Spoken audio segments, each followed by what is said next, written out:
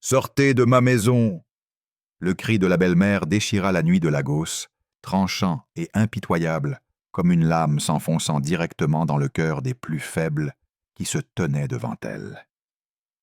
La porte massive du manoir s'ouvrit brusquement, et la vieille femme aux cheveux grisonnants fut poussée violemment, s'écrasant sur les marches de pierre froide.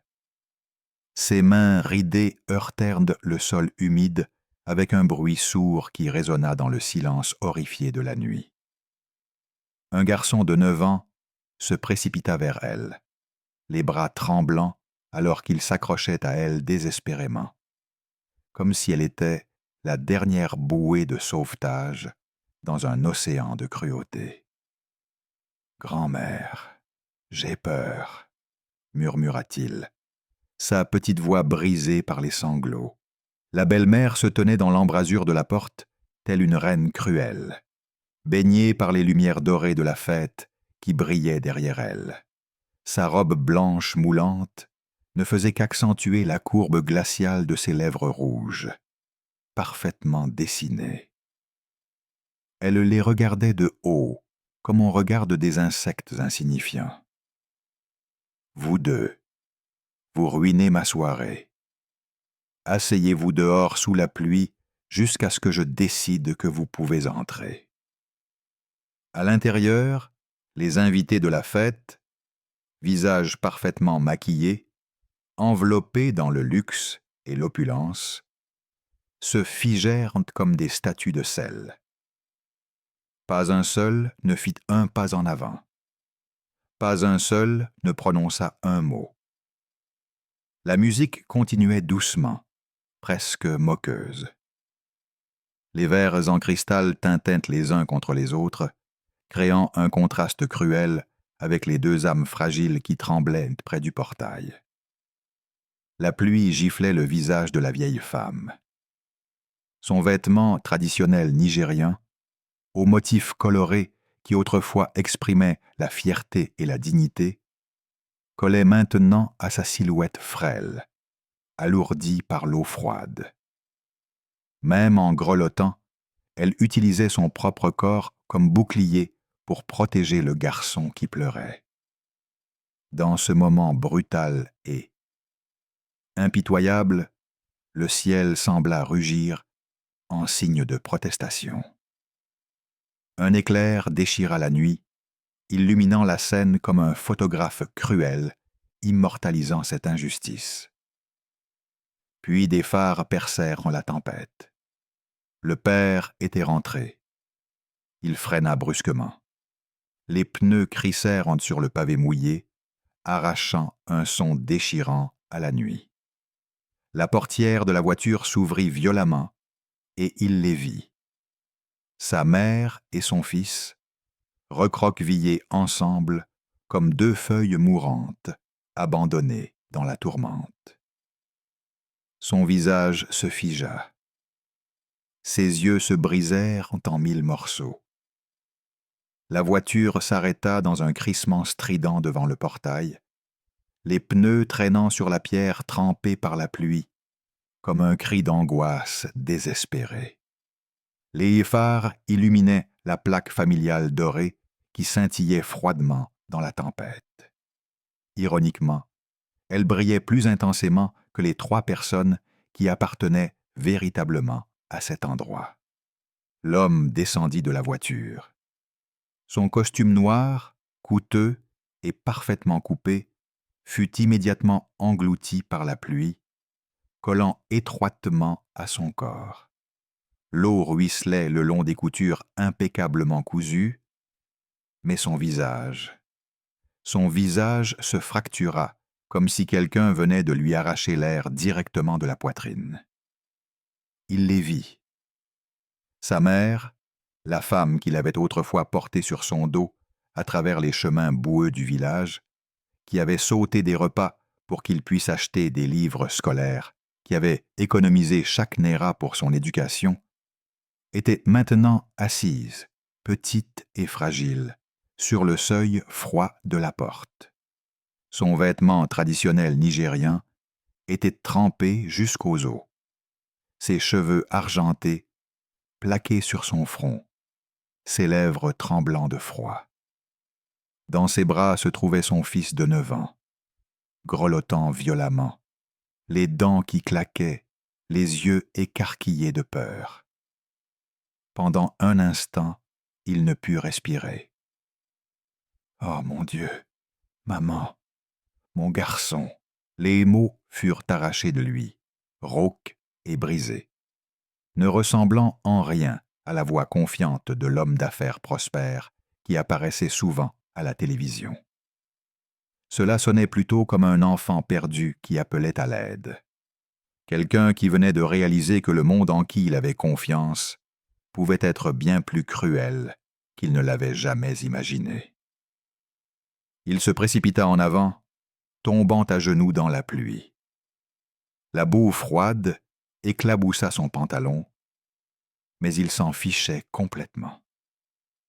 Sa main toucha l'épaule de sa mère, glacée comme de la glace. Son autre bras entoura son fils, qui tremblait comme une feuille mourante. « Depuis combien de temps êtes-vous dehors ?» Le garçon avala un sanglot et s'enfouit contre la poitrine de son père. « Je ne sais pas, depuis que tu es parti. » La pluie est devenue plus forte. Belle maman nous a dit de rester dehors pour qu'on ne gâche pas sa fête. Chaque mot tranchait plus profondément. La vieille femme ajouta rapidement, sa voix faible et tremblante. Ne lui en veux pas. Peut-être qu'elle était juste en colère pour un instant. Mais ses yeux disaient la vérité. Derrière ce calme forcé se cachait l'humiliation, la longue souffrance, l'étouffement d'une douleur enfouie trop profondément. Il souleva sa mère dans ses bras comme elle l'avait autrefois soulevé lui. La légèreté n'était pas due au fait qu'il était devenu plus fort, mais parce qu'elle était devenue bien trop maigre, bien trop fragile. Il serra son fils contre lui, le protégeant de la pluie, même s'il était lui-même trempé comme quelqu'un qui venait de sortir d'une rivière. À l'intérieur de la maison, au-delà des grandes baies vitrées, les lumières dorées et chaudes scintillaient. La musique jouait. Les invités tenaient des verres de vin, riant et conversant comme si rien d'anormal ne se passait à quelques mètres d'eux. « Oh, tu es déjà rentré ?» La voix de sa femme s'éleva légèrement, teintée d'une pointe d'agacement à peine dissimulée. Elle ne prit même pas la peine de cacher son irritation. « Tu sais, tu es en train de ruiner ma fête. » Les invités noirs qui se tenaient près de l'entrée entendirent chaque mot. Quelques-uns échangèrent des regards rapides, leurs yeux se croisant brièvement avant de détourner le regard. Tout le monde comprenait ce qui se passait. Mais comme dans toutes les soirées luxueuses et huppées de Lagos, le silence était toujours le choix le plus sûr. Personne ne voulait être associé à un scandale. L'homme se tenait sous le porche trempé par la pluie, regardant à travers la vitre, à travers les couches impeccables de maquillage sur le visage de sa jeune épouse. Et soudain, il ne la reconnut plus. Non pas parce que son visage avait changé, mais parce que son cœur avait disparu quelque part en chemin. Une goutte tomba. Il ne pouvait même pas dire si c'était de la pluie ou une larme glissant le long de son nez et se fondant dans les ruisseaux qui coulaient sur son visage. Il parla lentement, calmement, chaque mot lourd comme un marteau qu'il se retenait de balancer. « Tu as verrouillé la porte. Tu as laissé ma mère et mon fils debout sous la pluie, juste pour que ta fête ait l'air parfaite aux yeux de tes invités. C'est bien ça ?» Elle haussa les sourcils et haussa légèrement les épaules, comme s'il exagérait tout. « Oh, s'il te plaît, Je leur ai juste dit d'attendre dehors un petit moment. Tu sais à quel point j'ai travaillé dur pour cette soirée. Je ne voulais pas que quelqu'un ruine l'image parfaite que j'ai créée. L'image parfaite. Il baissa les yeux vers sa mère. Une femme noire âgée aux cheveux argentés, ses vêtements trempés, collant à sa silhouette frêle. Puis vers son fils, un garçon noir de 9 ans, les yeux rouges et pleins de peur, s'accrochant à lui comme s'il était le dernier endroit sûr au monde. Et à cet instant, quelque chose en lui se brisa. Pas sa patience, pas sa fierté, mais son illusion. L'illusion que la femme qu'il avait épousée aimerait sa mère comme la sienne.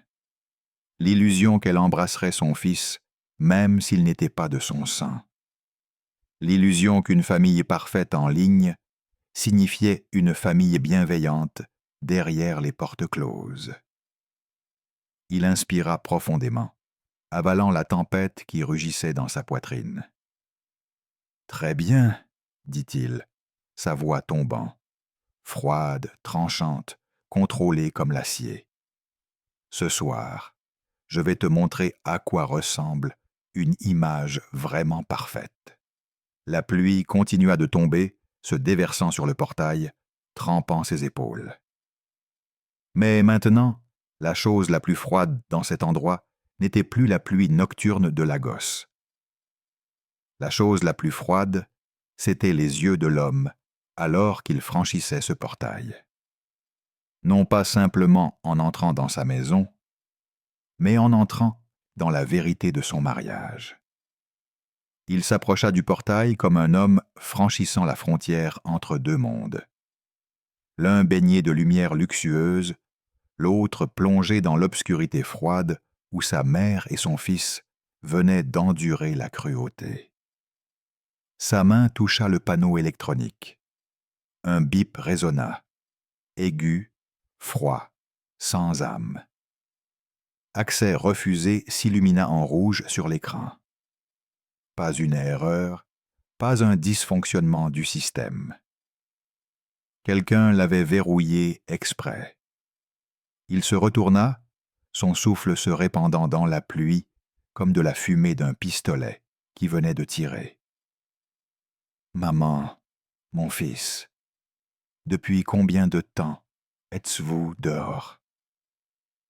La vieille femme baissa la tête, ses mains jointes comme si elle essayait de cacher son humiliation.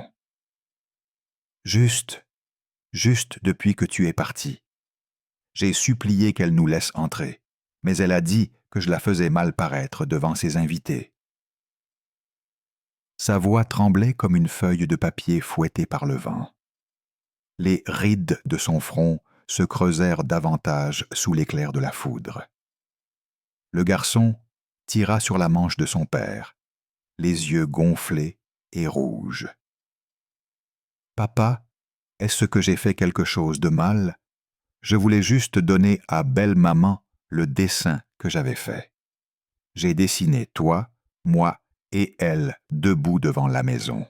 Mais elle l'a jeté par terre. » Sa voix se brisa sur le mot maison, comme s'il n'était même plus sûr d'avoir encore sa place ici.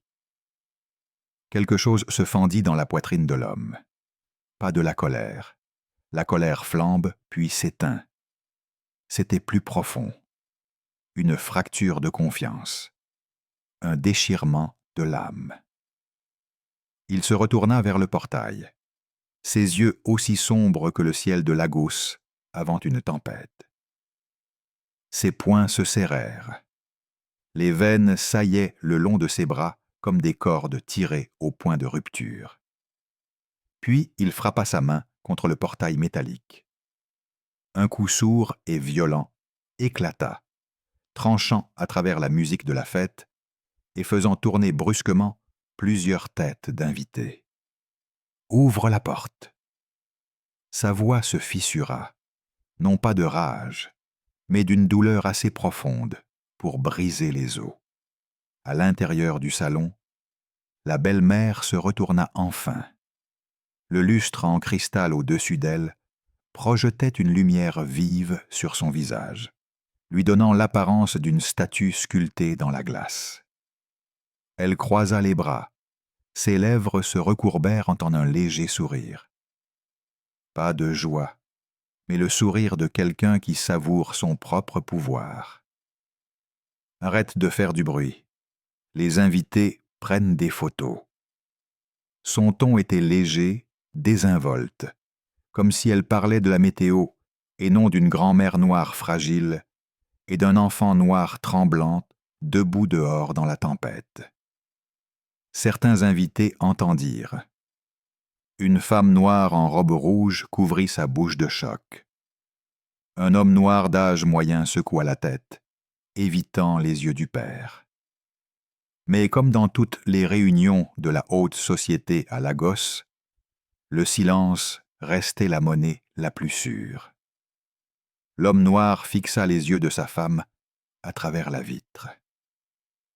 Il ne trouva aucune culpabilité, aucune peur, pas même la moindre lueur de honte. Seulement l'image parfaite qu'elle était désespérée de protéger, même si cela signifiait piétiner la dignité d'une femme âgée et écraser l'esprit d'un enfant effrayé. La pluie martela plus fort contre ses épaules. Le garçon s'accrocha fermement à la jambe de son père. La vieille femme noire expira doucement, comme si cette douleur était quelque chose qu'elle avait appris à endurer depuis longtemps. Il parla lentement, chaque mot tombant avec le poids de la vérité. « Tu as verrouillé la porte. Tu as laissé ma mère et mon fils sous la pluie, juste pour protéger ta belle image. » La belle-mère ne se retourna même pas pour lui faire face. Elle lissa ses longs cheveux noirs, leva le menton et dit à quelqu'un derrière elle « Continuez à prendre des photos. Ne laissez pas quelque chose de petit interrompre. » Quelque chose de petit. Dehors, devant le portail, l'homme mordit fort sa lèvre. Il se pencha, souleva son fils d'un bras et utilisa l'autre pour soutenir le corps tremblant de sa mère. La pluie, le froid, l'humiliation. Plus rien de tout cela n'avait d'importance maintenant. À l'intérieur du hall de fête scintillant, les invités aisés les regardaient comme on regarde une tache sur du marbre poli. Une imperfection indésirable dans une pièce censée être impeccable. Et devant lui, le portail, juste du métal et des charnières, semblait soudain plus terrifiant que le cœur humain qui se cachait derrière. Parce qu'il comprenait enfin. Ce soir, ce n'était pas seulement le portail qui avait été verrouillé. C'était la vérité sur son mariage, mise à nu pour que tout le monde puisse la voir. La porte du manoir s'ouvrit avec un long grincement lent, un son qui semblait moins être celui du métal en mouvement que celui de la maison elle-même soupirant de désespoir face à ce qu'elle avait été témoin. Le père noir entra, portant sa mère âgée dans ses bras, son jeune fils s'accrochant à sa chemise trempée. La eau de pluie ruisselait de leurs vêtements, laissant une trace froide et tremblante sur le sol de marbre poli. Et à cet instant précis, la musique s'arrêta, le tintement des verres en cristal se tut. Toute la salle de bal, remplie d'invités noirs de la haute société, se figea comme si quelqu'un venait de trancher le monde en deux. Les invités, hommes et femmes noirs qui se targuaient d'élégance, de richesse et de raffinement, se tenaient raides, les mains incertaines, les yeux baissés, comme s'ils venaient d'être arrachés d'une fantaisie glamour et forcés de faire face à une vérité laide et indésirable. Au centre de la pièce, la belle-mère noire se tenait grande et droite, la lueur dorée du lustre se déversant sur sa robe blanche moulante, la positionnant comme l'actrice principale sur une grande scène. Et elle savourait chaque seconde de cette attention. Ses lèvres rouges se recourbèrent en un sourire cruel et délibéré. Ils m'ont embarrassé. Je ne voulais pas que quelqu'un voie. Ça, le mot s'atomba avec le poids d'une pierre. Elle inclina son menton vers la grand-mère noire âgée et l'enfant noir tremblant. Non pas avec un regard, mais avec un pur mépris non filtré, comme s'ils n'étaient pas des personnes du tout, juste des obstacles ruinant sa perfection soigneusement orchestrée. Des murmures éclatèrent dans la pièce.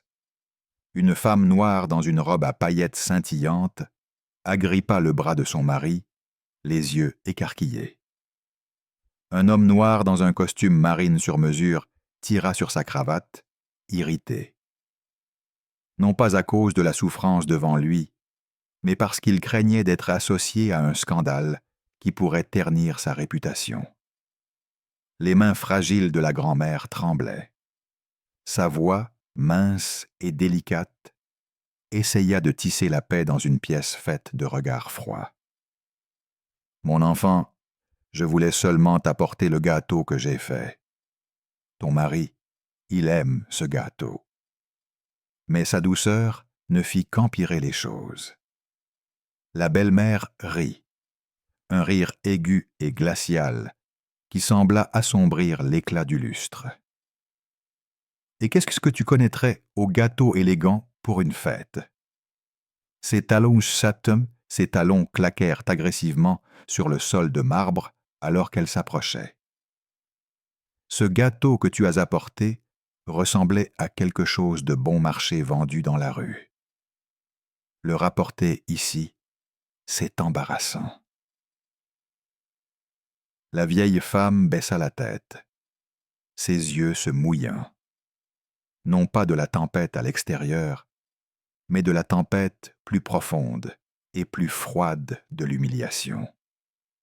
Personne dans cette salle somptueuse ne savait qu'elle avait passé tout l'après-midi à faire ce gâteau avec ses mains douloureuses, mélangeant soigneusement chaque ingrédient avec amour, espérant que son fils pourrait sourire, ne serait-ce qu'un peu. Le jeune garçon ne pouvait plus le supporter. Il éclata en sanglots, ses pleurs résonnant douloureusement à travers le grand hall. « Papa, j'ai froid, ma jambe me fait mal, j'ai peur. » Il s'accrocha à la jambe de son père, comme si le lâcher le ferait tomber dans une obscurité interminable et terrifiante. Et à ce moment-là, les yeux du père changèrent. Le choc avait disparu. La tentative désespérée de comprendre le comportement de sa femme avait disparu.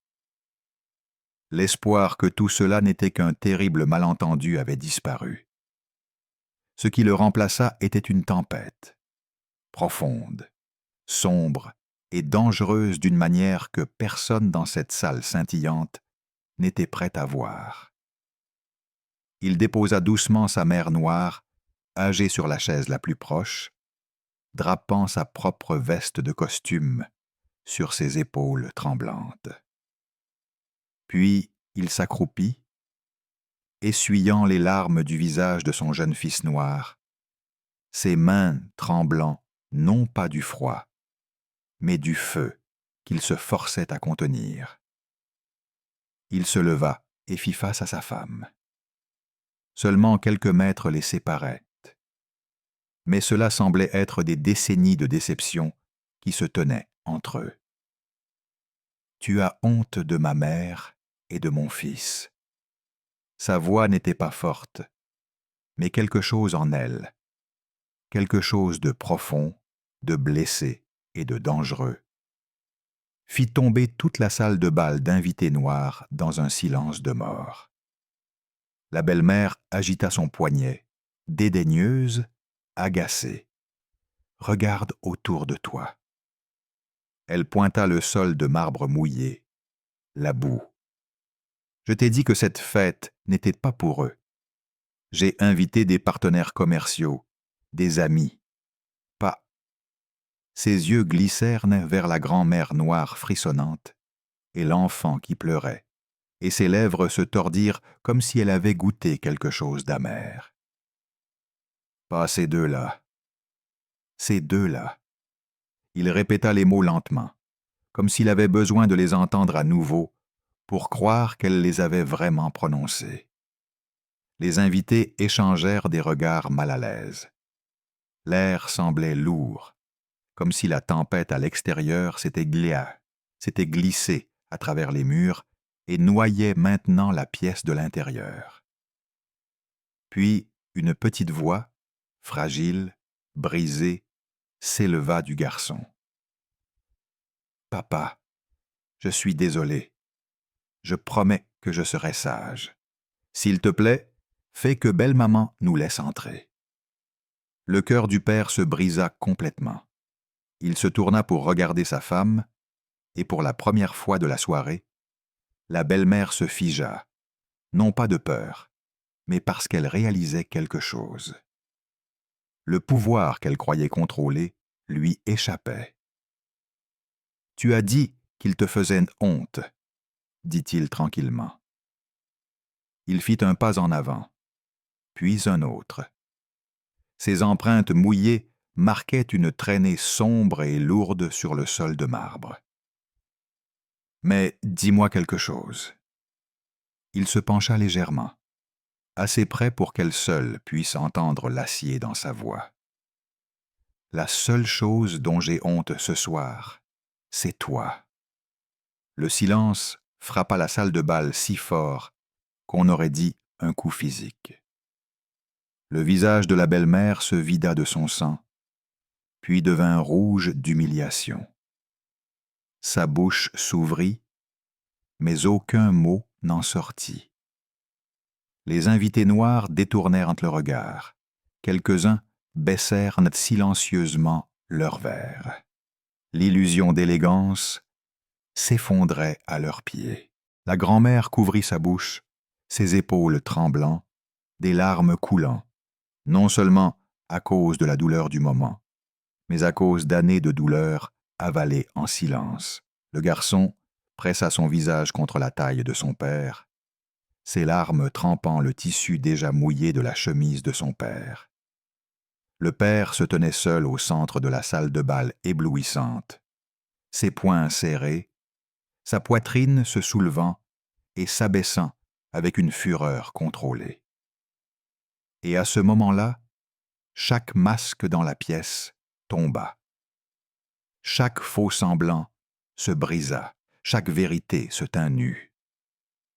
Tout le monde pouvait enfin voir la vérité qu'ils avaient fait semblant de ne pas remarquer.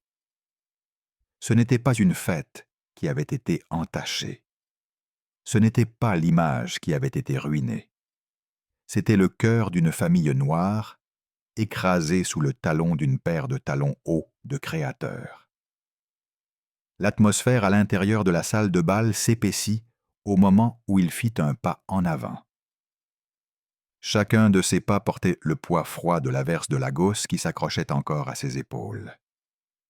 Ses chaussures frappaient le sol de marbre avec un écho lourd et résonnant, comme des tambours de guerre, avertissant d'une tempête que personne dans cette foule noire scintillante ne pourrait échapper.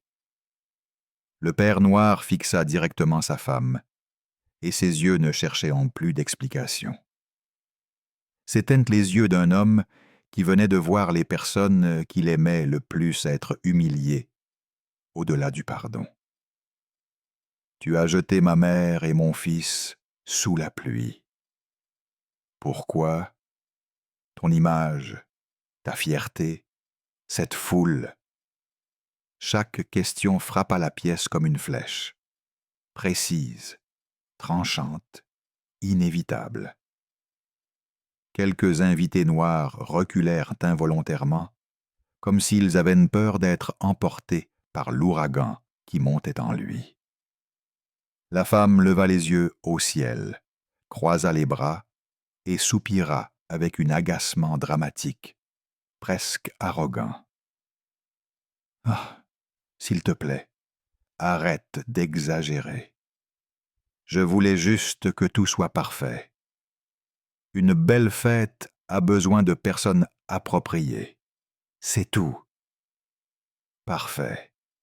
Il inclina la tête, sa voix basse et dure, chaque mot se brisant contre le marbre comme de la pierre. Une fête parfaite construite sur la souffrance d'un enfant et d'une femme noire âgée. Les murmures moururent instantanément. Le silence se déversa sur la pièce, lourd, suffocant, inévitable. Personne n'osa croiser son regard. Personne n'osa croiser le sien. Elle mordit sa lèvre, sa voix montant. Non pas de culpabilité, mais parce que le pouvoir qu'elle croyait détenir glissait de ses doigts manucurés. « Tu défends toujours ta mère, tu défends toujours ce garçon. Et moi? Qui me défend, moi ?» Une femme noire en gants dorés hoqueta doucement derrière sa main. Son mari secoua lentement la tête, non pas parce qu'ils étaient courageux, mais parce qu'ils n'avaient jamais été témoins de quelqu'un exposant son propre égoïsme aussi ouvertement en public. Le père s'approcha. La pièce se resserra autour d'eux, comme si chaque mur, chaque lustre, chaque souffle retenait son souffle. « Tu n'as jamais été la personne que je pensais que tu étais. » Il ne cria pas, il ne leva pas la main, il ne s'emporta pas, mais les mots se brisèrent dans son esprit comme du verre brisé. Ce qu'elle vit dans ses yeux n'était pas de la haine, c'était de la clarté. Et la clarté l'effraya plus que la colère ne pourrait jamais le faire. Il s'agenouilla à côté de sa mère noire âgée, drapant doucement un châle sur ses épaules trempées. Ses doigts tremblants agrippèrent le tissu, non pas du froid, mais d'une vague écrasante d'émotion qui avait été supprimée pendant bien trop longtemps. Puis il retira son manteau, l'enroula doucement autour du petit corps de son fils noir et tira le garçon contre sa poitrine. L'enfant pressa son visage contre le manteau de son père et exhala un son doux et fragile. Un petit garçon noir, trouvant enfin le seul endroit sûr qui lui restait au monde. L'homme noir se leva. La salle de bal était si silencieuse qu'on pouvait entendre l'eau de pluie s'égoutter de l'ourlet de son pantalon trempé sur le sol de marbre poli.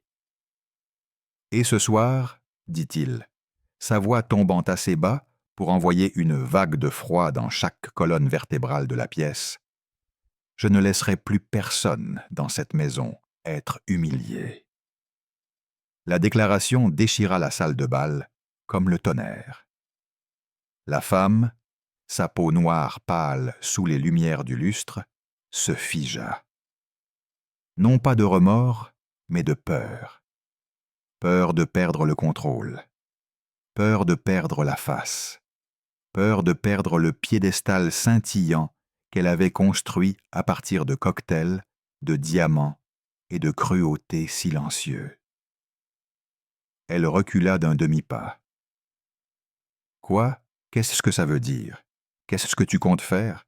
M'humilier devant mes amis? » Il regarda autour de la pièce, les visages qui faisaient semblant de ne pas voir, les invités noirs aisés dont les masques d'élégance se fissuraient maintenant sur les bords.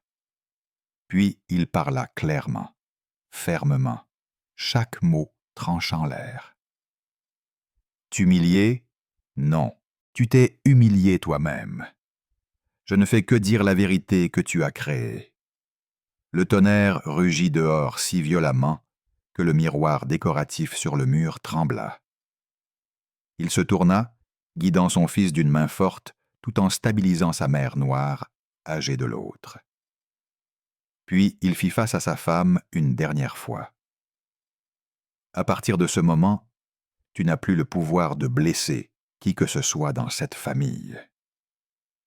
Toute la salle de bal, chaque souffle, chaque regard, chaque battement de cœur, se tourna vers l'homme debout, entre la lumière et l'ombre. Il ne cria pas, il ne cassa rien, il ne déchaîna pas de rage. Mais ce qu'il fit, se lever pour protéger sa mère et son fils, était le plus beau genre de tempête. Le genre pour lequel tout père ou fils prierait d'avoir un jour le courage de déchaîner. La porte du manoir se referma derrière eux trois avec un clic bas et lourd. Pour tout autre, c'était juste une porte. Mais pour lui, c'était le son d'une illusion qui prenait fin, la note finale d'un mariage qu'il avait maintenu ensemble pendant bien trop longtemps. Il posa une main douce sur l'épaule de sa mère. Ses doigts noirs tremblants se resserrèrent autour des siens, comme pour dire « Tu n'es plus seul, mon fils ». Le petit garçon noir s'accrochait toujours fermement à la chemise trempée de son père, ses petites jambes tremblant de froid. Pourtant, ses yeux portaient une étincelle fragile d'espoir. « Papa, on peut rentrer à la maison maintenant ?» Le père se pencha et embrassa le front de son fils, la pluie se mélangeant à la chaleur de son souffle. « Oui, mon fils, on rentre à la maison, et cette fois, dans une vraie maison. » À l'intérieur du manoir, derrière la vitre, la lumière du lustre scintillait toujours d'un éclat artificiel. Mais la belle-mère, sa robe élégante collant à sa poitrine alors qu'elle respirait, restait figée sur place, les bras tombant inutilement à ses côtés. Aucun invité ne s'approcha d'elle. Personne ne lui offrit de réconfort ou un mot gentil. Plus de toast au champagne, plus de faux sourires. L'image glamour qu'elle avait passé des années à construire avec des talons de créateur, des fêtes orchestrées et des photos soigneusement posées, s'effondra au moment précis où elle en avait le plus besoin. Elle fixa la porte qui venait de se fermer. Son maquillage riche, incapable de cacher la pâleur soudaine de la réalisation. L'homme noir qu'elle avait méprisé était parti avec tout ce qui comptait. Dignité, amour, famille, vérité. Elle n'avait laissé que l'écho creux de la musique de luxe et une salle de bal pleine de gens qui refusaient de se tenir à ses côtés. Dehors, la pluie de Lagos tombait toujours, mais plus doucement maintenant, plus gentiment. Comme si même le ciel comprenait que ces trois personnes avaient échappé à une tempête bien plus cruelle que tout ce que la météo pouvait offrir. La pluie trempait leurs vêtements, mais elle ne semblait plus froide. Le vent nocturne les frôlait, mais il ne coupait plus. Parce qu'à ce moment-là, trois âmes noires qui s'étaient autrefois senties abandonnées se tenaient à nouveau ensemble, plus fortes, plus proches, libres. La grand-mère, ses cheveux argentés scintillant sous la pluie, murmura doucement « Mon fils, je ne suis pas en colère, mon cœur souffre juste, en pensant à combien de temps tu as souffert seul. » Sa voix se brisa, épaisse d'émotion. « Je peux tout endurer, tout, sauf te voir, toi et mon garçon, être humilié. » Le garçon serra la main de sa grand-mère, sa petite voix tremblante mais courageuse. « Grand-mère, ne sois pas triste, je t'aime. » Elle laissa échapper un rire tremblant à travers ses larmes, un son fragile et tremblant, mais chaleureux comme une petite flamme brillant dans l'obscurité, trempée par la pluie. Ensemble, ils marchèrent vers le portail d'entrée. l'endroit même où la nuit avait commencé avec cruauté, honte et pluie froide. Mais maintenant, tous les trois marchaient côte à côte, tête levée, cœurs alignés, une famille réunie. Le portail qui se fermait derrière eux n'était pas une fin. C'était une ouverture, une porte vers une nouvelle vie, libre de la femme qui leur avait causé tant de douleur, et leur permettant enfin d'entrer dans un lendemain plus doux et plus vrai. Ils savaient que la route à venir ne serait pas facile. Il y aurait des tempêtes à traverser, des blessures à guérir et des morceaux brisés à réparer doucement. Mais ils savaient aussi une vérité indéniable. Une petite famille noire est plus riche que n'importe quelle salle de bal somptueuse, tant qu'il y a de l'amour. Ils atteignirent l'Ikhit, la route.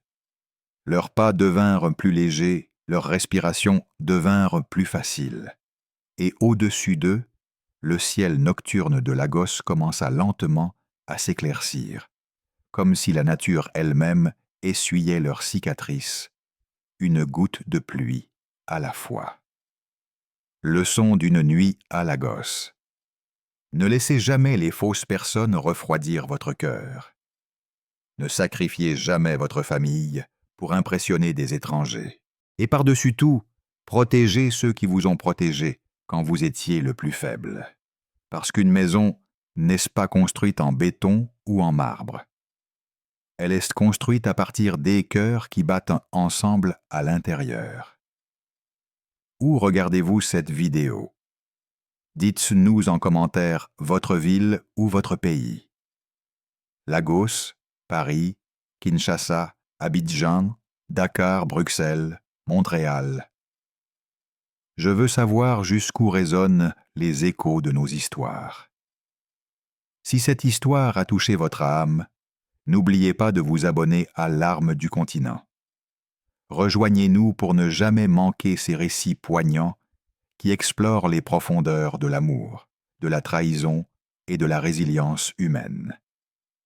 Partagez cette vidéo pour rappeler au monde que la vraie richesse, c'est la famille.